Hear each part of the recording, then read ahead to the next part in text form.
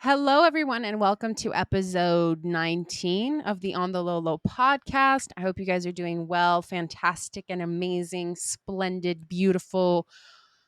Hopefully, even though we live on planet Earth and it's kind of rough right now. I wanted to do a bit like last week's episode and just keep answering the questions that you guys had asked me on my Instagram story because there were so many good ones and I want to get them out of the way. I want to get them out there for you guys because I know what it's like to answer a Q&A and you're like, holy shit, I really hope they answer my question, and then they don't. So I'm obviously going to go to the ones that I resonate more with and I feel called to answer. So we're going to have a good time today. I hope you're ready. Are you ready? I'm ready. Let's go. So the first one is ascension. What is the fifth dimension? So I'm not a professional. I don't know everything. This is just a disclaimer. Like, don't take everything I say as the absolute truth. I have learned a lot. I have my own insights that come through, obviously, as well. But what I see ascension as is that we have basically been existing in the third dimension, which is very physical, right? It's very like scarce. I don't know how to explain this, but it makes a lot of sense in my head. So basically, I see the third dimension as very dense, like very just physical. The fifth dimension, I see it as more light and not being as stuck in the physical, right? Because we exist with these physical senses in this physical dimension and we can see a bunch of stuff and we can hear and smell and taste and touch all that shit. So I think that the fifth dimension is more about feeling rather than being in your physical senses.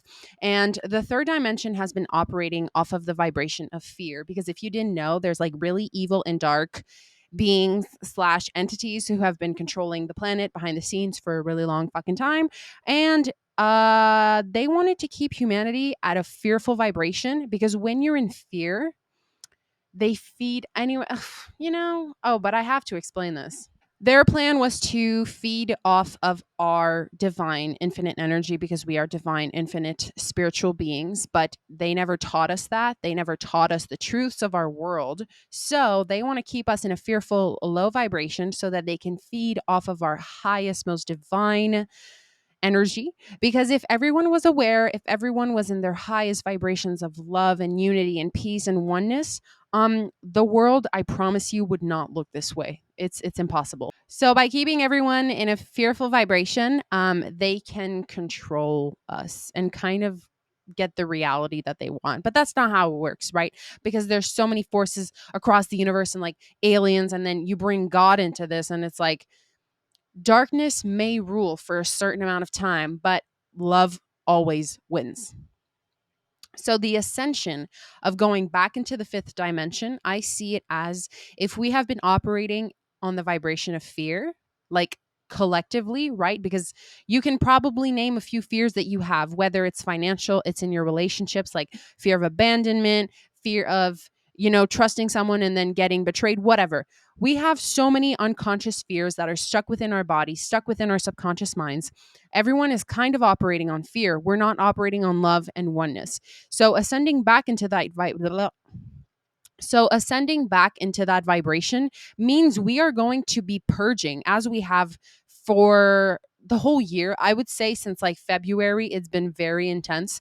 You have been purging everything that is not love. Because if we're all ascending back into the collective vibration of love, you need to let go of everything that is not love. So, a lot of behaviors, a lot of habits, a lot of ways that we treat ourselves and treat other people, the things that we do, the habits that we keep, all of these things, if it is not love, you're going to have to look at it and love it.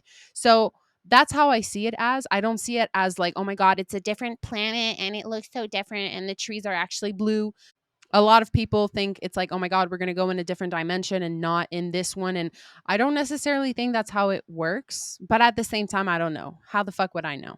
Next question, leaps of faith, not knowing what the next step is. So I'm very, very familiar with this because if you didn't know, I quit high school and I never resonated with any program, any niche. I was just like, what the fuck am I supposed to do? And I was kind of overweight. So I had my physical transformation. And then everyone was like, oh my God, why don't you become like a fitness coach? And I was like, oh my God, that's so fucking boring. And I tried exploring that option for like a tiny bit of time and like, I had a lot of like girls from my town being like, oh my God, what did you do? Like, what's your workout plan? Blah, blah, blah.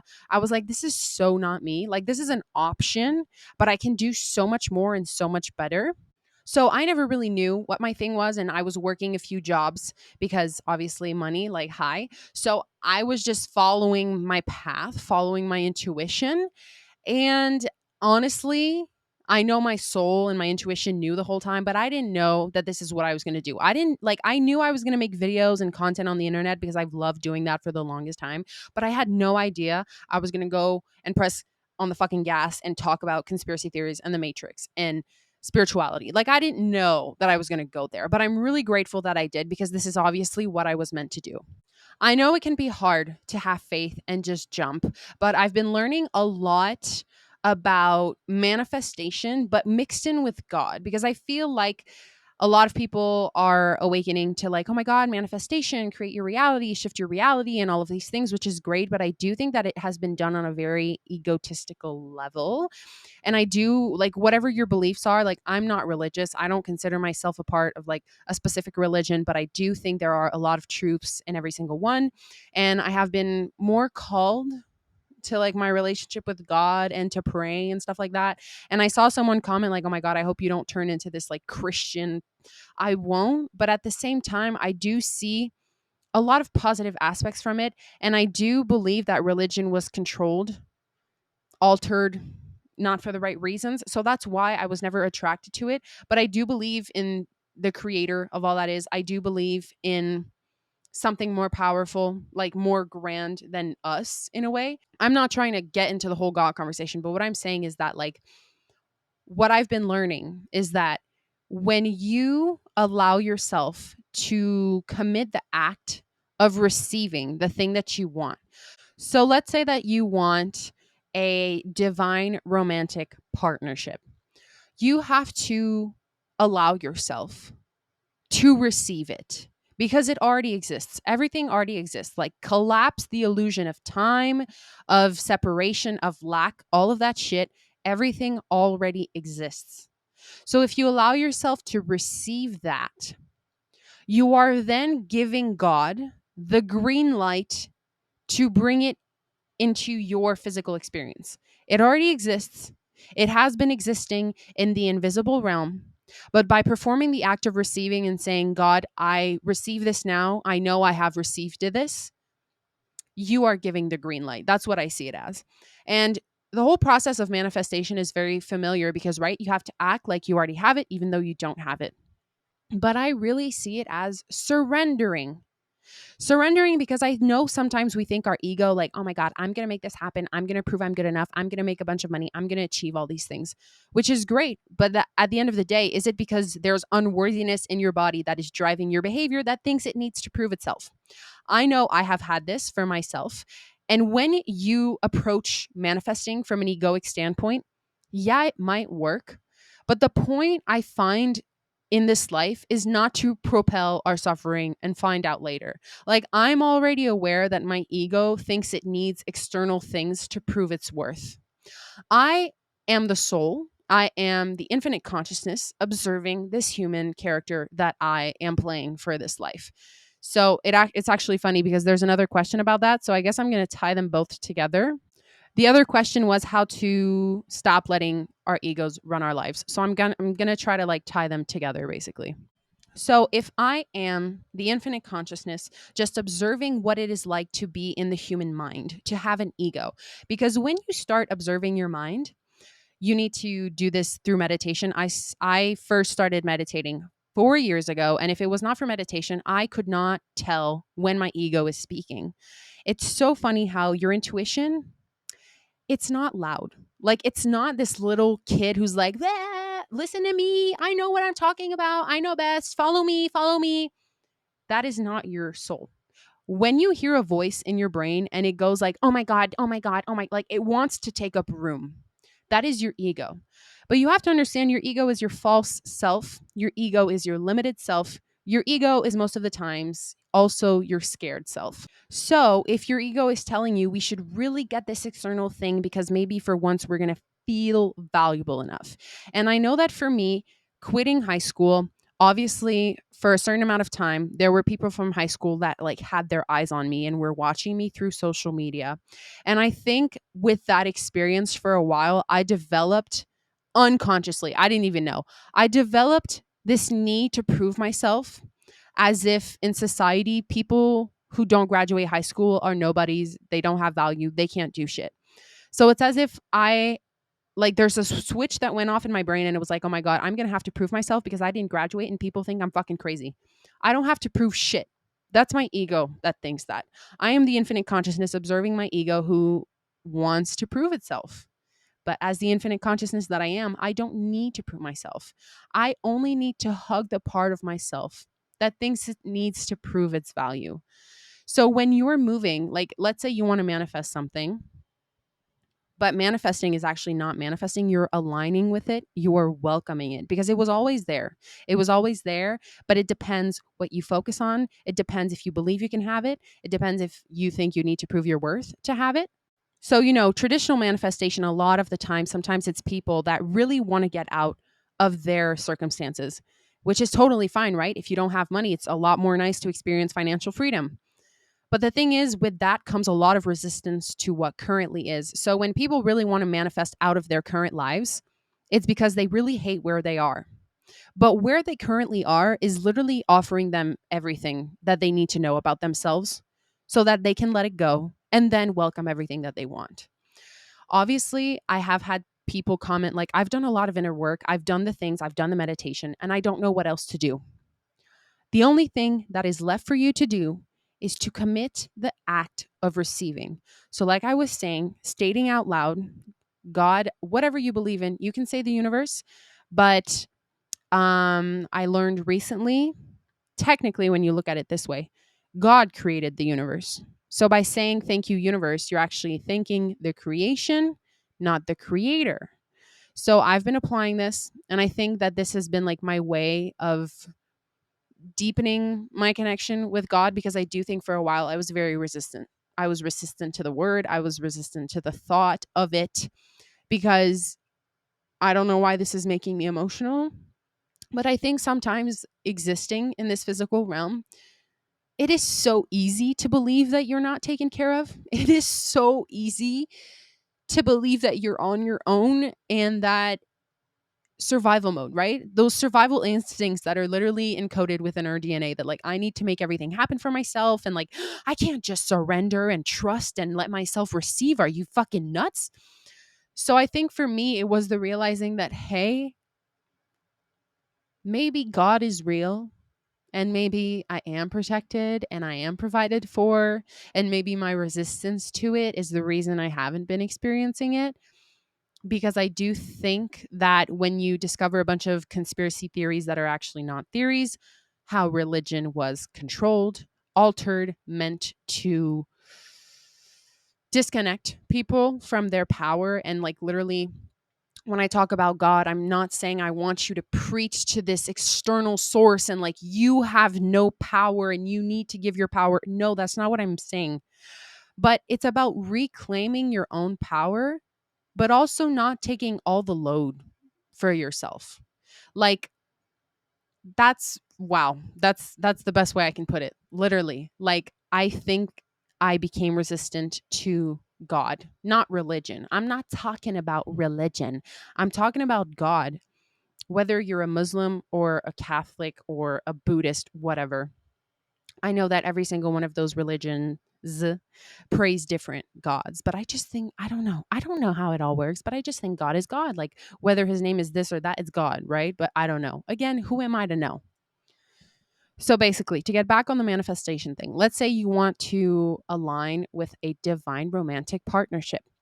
Allow yourself to receive this partnership that already exists, like it's already there. Once you allow yourself to receive it, it's like you're making the conscious decision within yourself that this is real, this exists, you know you are worthy of it, you know you deserve it, you know it's yours. Allow yourself to receive it.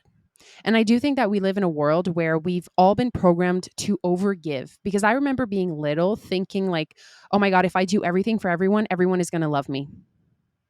Like, oh my God, if I help this person and if I tell this person this and this and this and this, You think it's coming from a place of love, but it's actually not, because overgiving, I've said this in previous episodes, but literally not being able to receive is a deep sign of trauma, because receiving is the easiest thing in the world.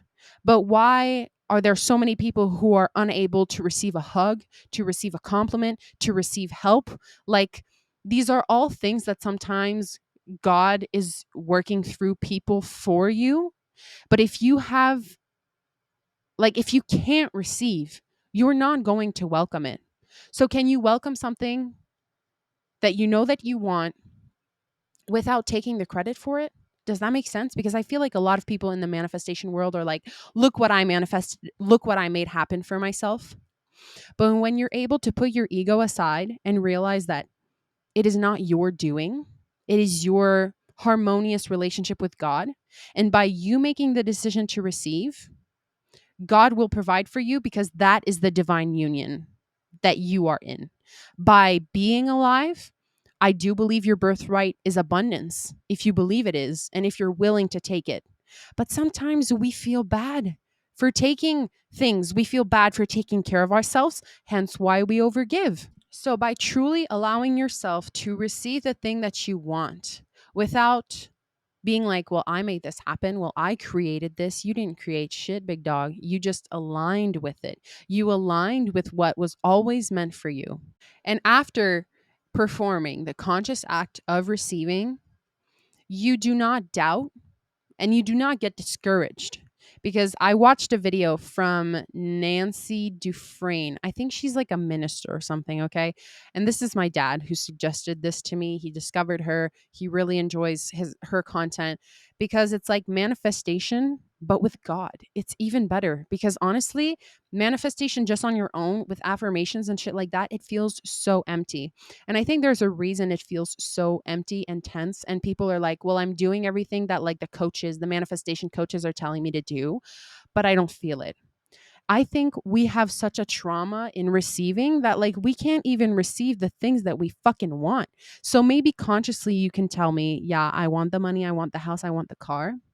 But clearly, you don't feel safe receiving that. You do not feel safe. Maybe you think you're going to owe something to somebody. Maybe you think you need to make it happen on your own. And like, you can't just have all these magical, serendipitous things that fall into place. You need to be in charge and you need to drive the bus. So I think that's the only reason. Well, it's not the only reason, but most of the time it can be a very known reason why people do not manifest the things that they want, because they're unable to receive.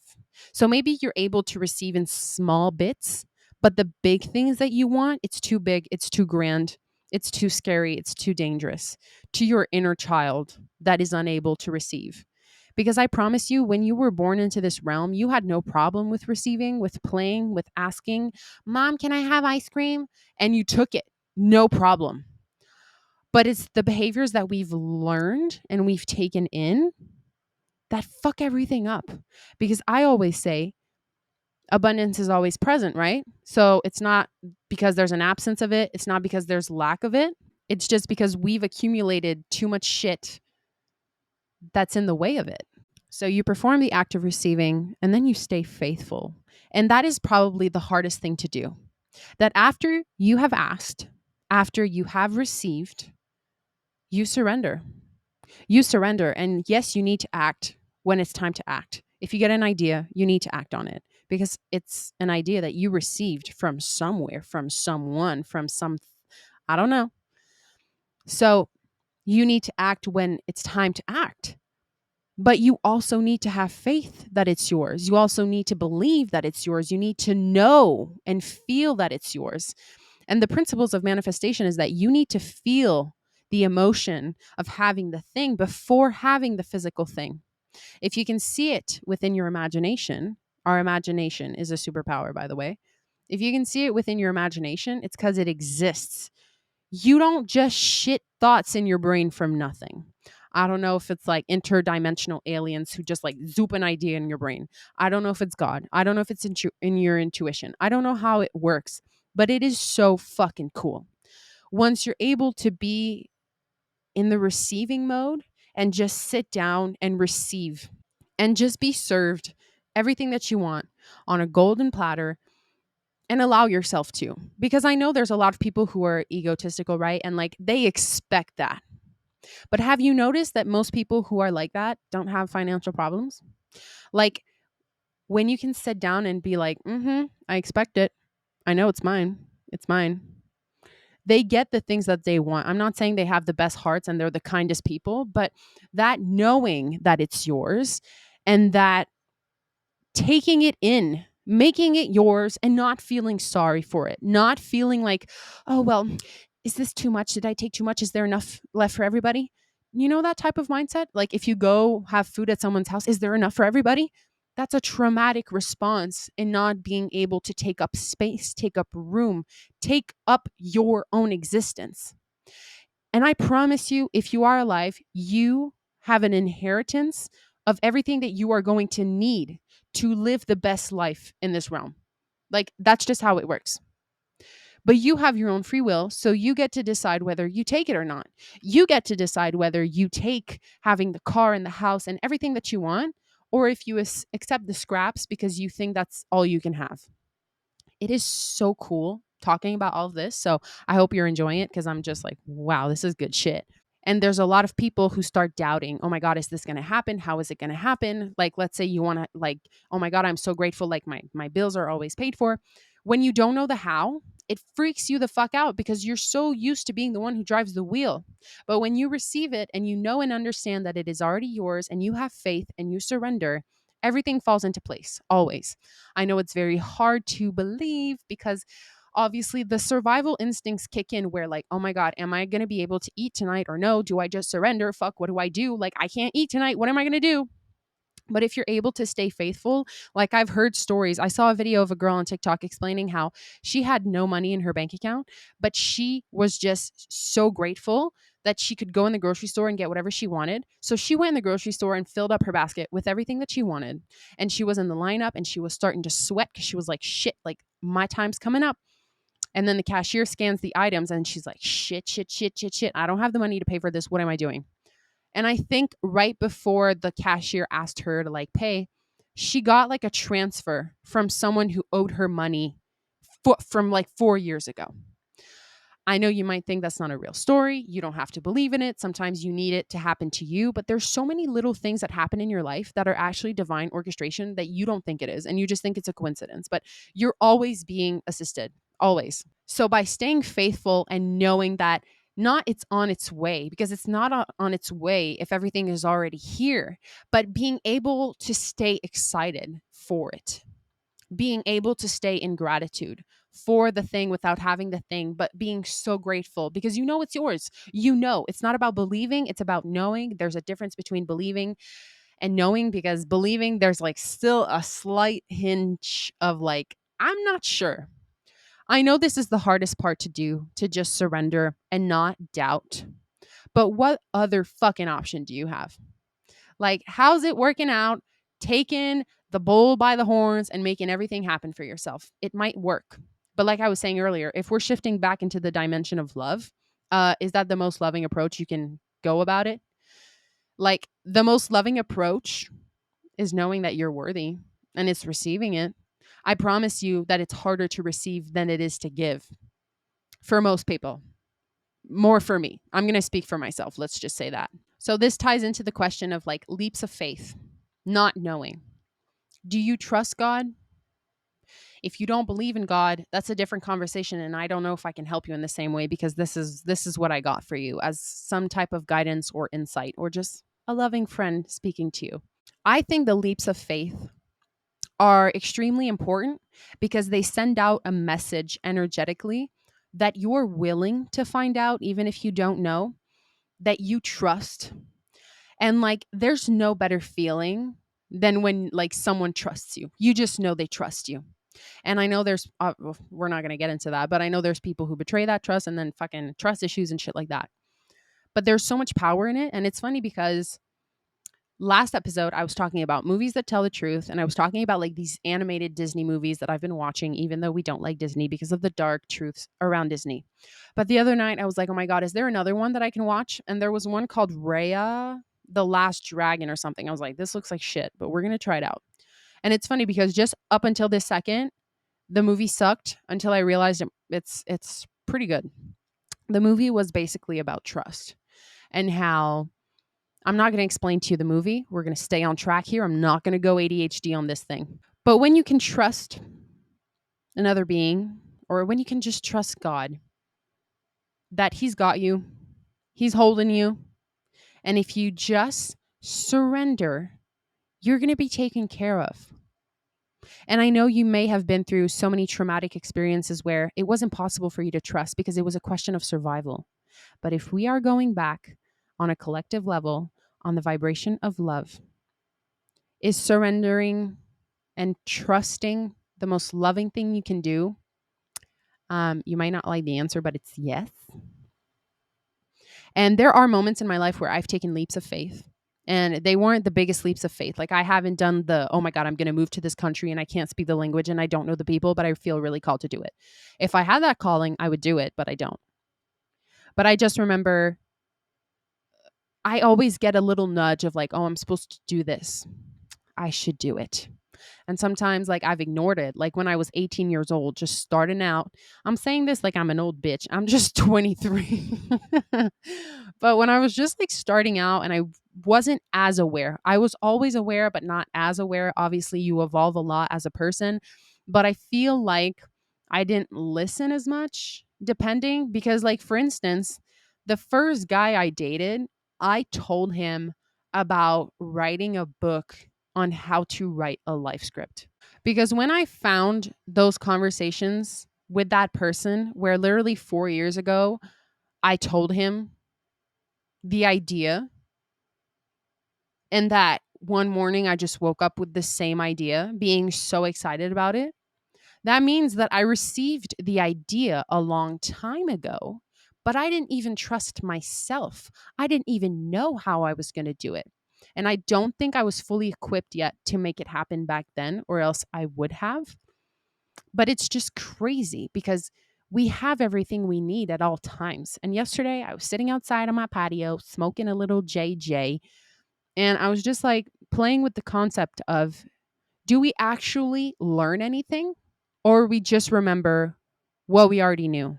Because technically, if we play with the concept, I'm not saying this is what it is, if our soul knows everything already, that means we're just remembering, we're not learning. So that's why when we fall on something that deeply resonates within ourselves, maybe it's because like, it's a memory. Wouldn't that be fucking insane? Oh my God. Anyways, so leaps of faith. It's about trusting yourself and trusting God. Like, can you even trust yourself that you're able to make the right decision? Because I think leaps of faith are so fucking cool. Because whether it goes bad or whether it goes good, everything just is. So everything is happening the way it's supposed to, and it might appear bad. But we all know that whatever appears bad is serving a good purpose. Like, there's always, you don't know who it's working magic for, right? So, not knowing what next step to take in your life, the best advice I have for you is do not act like a victim, because for a really long time, that's what I did. I was like, oh my God, I'm fucking sick of them. It's really easy to throw yourself pity parties, and it's okay. And you're actually allowed to do that because maybe you need to do that to be able to move on and just, but expressing gratitude now that you know, instead of being discouraged that you don't know. And when you're always in the energy of the question, you cannot be in the energy of the answer. So, what would life feel like if you knew? What would life feel like if you were inspired? Are there things on a daily basis that you can change within your routine that would make you feel more energetic, more enthusiastic, more in flow? Do that. Because sometimes not knowing the next step is a gift. It is showing you, like, it's giving you time to get to know yourself better. It's giving you time to relax and rest. So I don't think not knowing the next step is not a good thing. And I always mention this because it's so true. But there's a huge consciousness shift happening on the planet. And a lot of things are going to shift. And I know I've been saying it for a long time, and I'm going to keep saying it because I believe and know this to be truth. So I don't care how long it takes for you, for I to see the shifts in like real time. But the world's not going to necessarily be the same. So maybe if you don't know, it's because like You're not supposed to know right now because the answer might be for when the world has shifted, if that makes sense. Like there's so many jobs that are going to disappear. So obviously you might not be steered in that direction because it's not going to exist anymore. So like, you know, but the best thing you can always do is gratitude. When you're able to express gratitude for what you already have and express gratitude for the things that you want, knowing that they're already yours, it's the best combo. Like gratitude is the best energy to be in. And like even when you think you have nothing to be grateful for, I promise you, you can find things. It doesn't have to be complicated. Like, thank you for my eyes. Thank you for my sight. Thank you for my ears. Thank you for my teeth. Thank you for the simplest things, literally. Gratitude is the best attitude. Oh my God. So I'm going to close off that question and kind of like go into the other one that I had started, which is how to stop letting our egos run our lives. You need to become the observer. And there's so many like spiritual books that talk about this. But what meditation did for me was realize that all the noise that's going on in my head is not me. And the movie from Disney, Inside Out 2, if you haven't seen it, I don't know what you're doing with your life because it's a really good movie and you might not have a TV and you might not like TV. And I know it's not good for your brain, blah, blah, blah. But it's a really good movie about anxiety. And I never knew that I had anxiety. I just thought it was normal. Apparently it's not, but I'm not accepting that label. I've talked about it. Like, if you have anxiety, stop saying you do and stop telling everybody about it because you're reinforcing the identity of an anxious person. Now that that's out of the way, the movie's really good because it literally shows you when your brain is going off and when the voices are going off, that's not you. That's not the real you.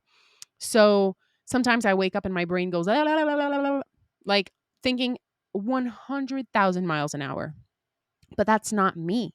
Or when I'm thinking about something in my life and then my ego goes, "Well, you should change that. You should do that." That's fear. That's not me. Chill the fuck out. And I was meditating this morning and just listening to my thoughts just go off. And I've always said that for me, meditation is bringing my ego to the park and letting it just fucking play until you're tired and then you'll take a nap. You're going to chill out. So meditation is giving your brain time to just do fucking loops, man, because sometimes the brain needs to do that. The brain was designed to think. You're never gonna not think. Maybe you're gonna get into a brainwave state where you're chilling the fuck out and it's pretty lit, but your brain was designed to think. So are you able to just observe what's going on in your brain, or do you identify and associate yourself to everything going on in your brain and you think it's you? I've talked about this in previous episodes, how you need to observe your human character. So, for instance, my human character is Laura. She makes videos on the internet. She likes the color baby yellow, and I love pickles. See, I'm identifying myself to the ego, but I'm not Laura. I am temporarily Laura, but it's just a human character that you're playing and you're exploring. But if you forget that you're infinite consciousness observing the human self, that's where it gets tricky because then you're stuck in the false self. None of this is real. You're just observing it all. You're just consciousness watching it go. So how to stop letting your ego run your life? You need to get good at observing it. Funny enough, the other question is how to meditate. So I'm going to talk about it very briefly. But basically, when I started meditating, it's because I was watching Kyle Cease videos. Kyle Cease was advising people to start meditating for 1 hour every single day, and it's going to change their life. And I really didn't like mine. So I was like, we're going to do it because we need something to happen here. So I started meditating every single day when I woke up for 1 fucking hour. I don't really like doing an hour anymore. I totally can, but I think 30 minutes is pretty good. Because when I wake up now, I'm too excited to live my life. And I'm like, I need to sit down and chill my brain out because I need it. But like I'm excited to go post this and like I have so many ideas lately. I'm like, shit, I got shit to do on this planet. But basically, how to meditate, I would advise you to try it out for 30 days. Why not? Meditate 1 hour, sit, don't move. Don't move. For a while, I thought you could move. But when you move, you're back in physical reality. You're back in the mind. You're thinking because your brain needs to make your body move. So let's say you really want to like change positions because you sat down and now your back hurts and you're like, ugh. You're going to have to use your brain to bring yourself out of that meditative state to move your body. So I always say, explore different positions. That's what she said. Is that what she said? I don't know. Explore different positions to find out which is most comfortable for you. Because for a while, I was like, I'm going to try to sit crisscross, applesauce, Indian position, meditative Buddha style. No, that doesn't work. My knees hurt, makes me go crazy. I can't sit like that. So I like to just sit up and just extend my legs forward. So I sit on my bed, I put a pillow behind me, and try not to rest your head because you will for fucking sure fall asleep. But it's okay because sometimes you need to fall asleep during a meditation. It needs to happen. Anyways, sit in a comfortable position where you know that you will not move.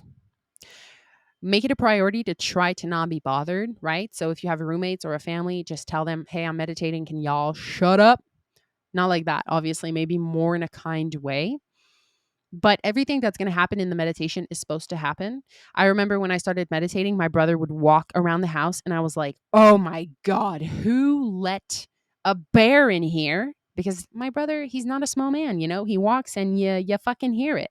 And I remember there was so much rage oozing out of my body because I was like, oh my God, I'm trying to meditate. Why can't he ever let me do anything? And then the more you listen to your thoughts, the more the shit comes out on itself. It just introduces itself to you. And you're like, oh, that's why I feel so much resistance and tension towards that person. Oh, it just shows up. So when you don't meditate, when you don't sit down and consciously focus your energy on your body, on your breath, on the present moment, you're going to go fucking crazy because it's actually a superpower to be able to sit down and tell your body, well, your mind, like a dog, sit, don't move. Because we live in a society where the overstimulation and the nearest exit for the nearest distraction is always around. Like, I have a phone. I can go on it any fucking time I want. And yeah, I can put a screen time limit, but I'm not going to get in trouble for it because I'm an adult now. But you kind of need someone to tell you, hey, get off your fucking phone and listen, observe your thoughts. Because by observing your thoughts, by sitting there and just, oh my God, there's a song that starts playing in your head. Oh my God, what am I going to do for the brunch next weekend? I don't know, whatever. When you start thinking about these things, they take up less and less space on a daily basis. Because like I said, when you bring your ego to the playground and you let it run around and just, it has its airtime. So it doesn't drive you insane during the day. I don't know if that's just me, but when I meditate, I'm a lot calmer throughout the day. I'm calmer because I sat, I welcomed, I surrendered, I brought myself in the present moment. Wow, just talking about it, I feel like doing it right now. And it sounds really easy. And it is a very easy thing to do to just sit down and chill out. But I promise you, if you've never tried it before, it's going to be very fucking difficult. The first time I sat and tried to meditate, I lasted like 11 minutes. I was like, fuck this. Because it's hard to just sit down. You don't move, bitch. Like, everyone moves. You're always doing something. Like, there's never a moment in the day that we just consciously sit there and we close our eyes and we're just existing. No one wants to do that. No one wants to be so aware of their existence. But that's literally what's going to set you free. You're going to become aware of yourself. You're going to become aware of your patterns. You're going to welcome old bottled up emotions that you didn't want to feel. But by being a brave motherfucker and just sitting with it, you're releasing it so that we can welcome and surrender and let go and feel good. So try it out for 30 days, 1 hour when you wake up. Good luck. I'm doing 30 minutes. If on some mornings I have more time, I'll do 45. If on some mornings, like, I never go under 15 minutes because I don't really call that a meditation, because it takes a while for my brain to just, because for the first 15 minutes, my brain is just running loops like, let's go, let's go, let's go, let's go. And I'm like, chill back down. It's a very interesting sport, isn't it? So, how to stop letting your ego, why does that sentence confuse me so much? How to stop letting your ego run the show. You start observing it. You start realizing it that most of the times it is fear speaking. You start meditating so that you get really good at identifying when your ego is trying to scare you into something, or it's trying to keep you in the same loop that you've always been because it's scared of the outcome if you actually achieve this thing that you really want with your soul, but your ego is fucking terrified. So you need to be the human self and just observe. how to meditate. You just sit down. You don't move. Choose a comfortable position. Put your timer on for the amount of time. Good luck if you do an hour. If you do 30 minutes, I'm proud of you. If you do 15 minutes, I'm proud of you. If you do 5 minutes, I'm proud of you. Baby steps if that's what you feel called to do. Meditating is the best fucking thing. And you better get on the bus, baby, because the whole like ascension thing, like everyone's going to be meditating. Like if you think I'm going to have babies and I'm not going to teach them how to meditate, you're crazy. You guys, I can't believe that I've only answered like 4 questions technically. And the episode is already like, we're in it. It's a good episode. It's chunky and it's substantial. I'm going to conclude the episode right here. I hope you really enjoyed it. If you have questions or comments or anything, leave them down below.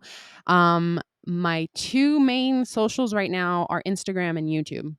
So don't go on Facebook. I will never see your thing. And don't go on TikTok because even my 3rd account, they want to almost ban it now. So I'm like, well, we keep going. So I hope you enjoyed this episode. Thank you so much for listening. I love you guys so much. If you didn't know, I wrote ebooks. Make sure you check them out at laura.renaud.com. It would do my heart a big pulse, like a big boom. Anyways, I love you and I hope you have a beautiful week. And I hope you take everything that you've listened to in this episode and apply it. And wow, your life just got so much better. I'm so happy and grateful that you received everything that you wanted because you committed the act of simply receiving. You stated it and you went for it. I'm so proud of you. That concludes today's episode, folks. See you on the next one. Bye.